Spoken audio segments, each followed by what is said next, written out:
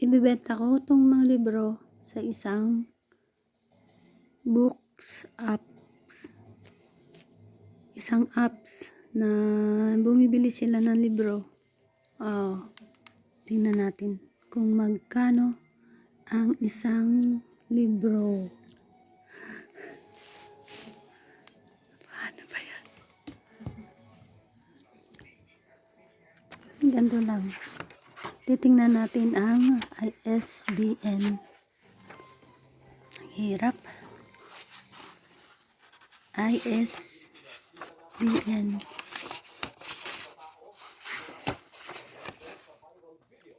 Ayan, mayroon siyang ISBN.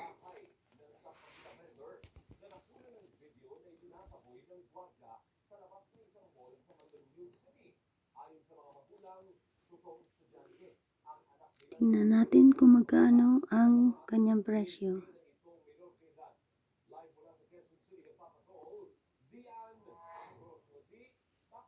Ayaw niyang basahin.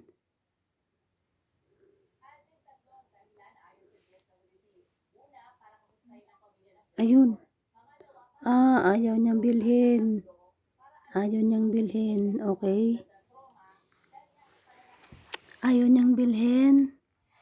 Hanap tayo ng iba.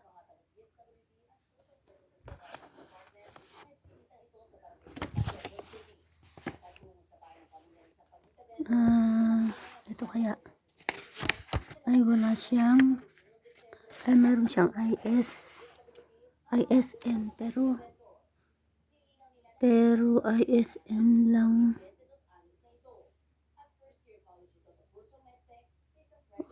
Ayaw basahin.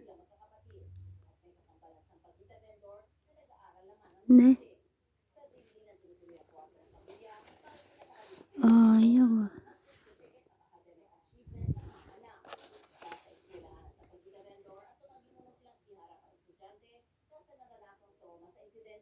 Ayaw niya ng ISSN.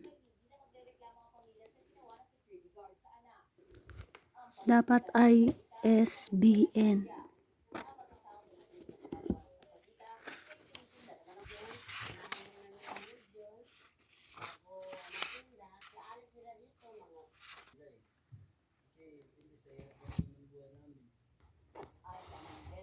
Tingnan natin kung magkano siya.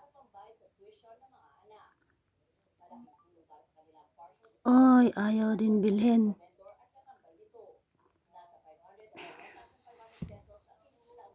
Sell another one. Tingnan natin tong isa. Ayaw din. Ayaw niya. Meron siyang ISBN. Meron nga ba? Nasaan yun? Number lang. Pero ayaw niya.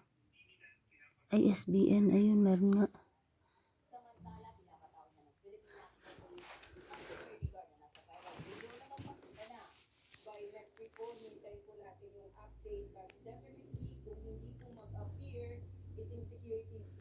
Meron ako na 20 books na scan.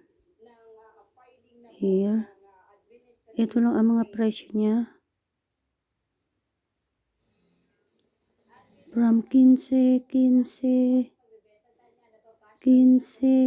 Yan ay mga na-scan ko. 15 cents lang. May 149. May 90 cents. May 264.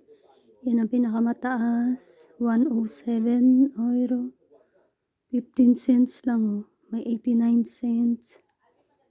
Hanggang mabuo ng 10 euro, pwede na i-send.